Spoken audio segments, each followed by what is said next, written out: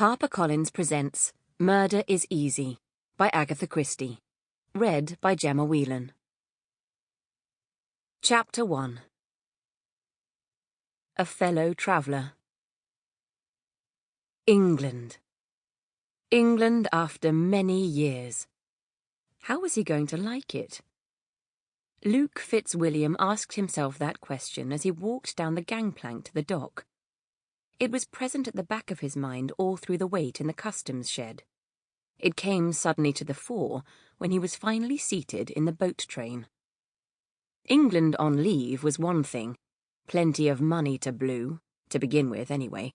Old friends to look up, meetings with other fellows home like himself. A carefree atmosphere of, well, it won't be long, might as well enjoy myself, soon be going back.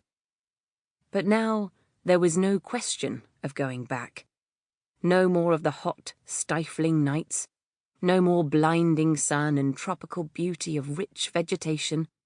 No more lonely evenings reading and rereading old copies of the Times.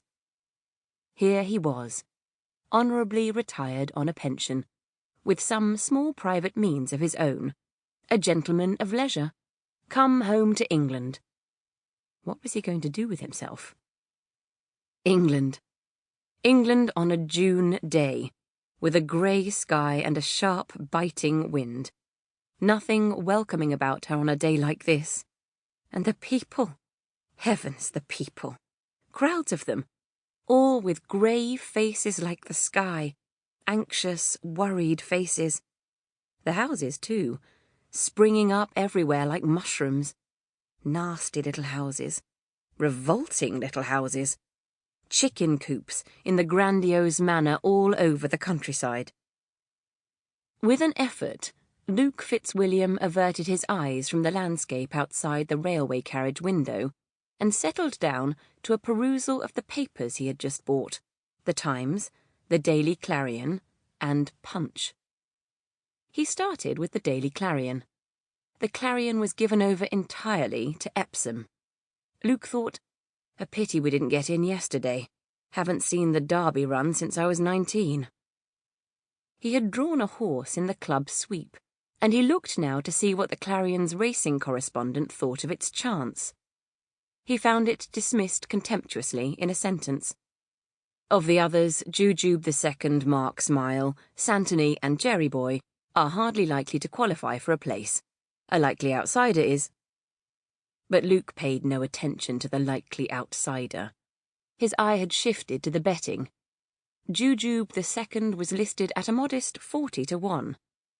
He glanced at his watch. 3:45. Well, he thought, it's over now. And he wished he'd had a bet on Clarigold, who was the second favourite. Then he opened the Times and became absorbed in more serious matters. Not for long, however, for a fierce-looking colonel in the corner opposite was so incensed at what he himself had just read that he had to pass on his indignation to his fellow passenger. A full half-hour passed before the colonel tired of saying what he thought about "these damned communist agitators, sir." The colonel died down at last, and finally dropped off to sleep, with his mouth open. Shortly afterwards, the train slowed down and finally stopped. Luke looked out of the window. They were in a large, empty-looking station with many platforms. He caught sight of a bookstall some way up the platform, with a placard, Derby Result.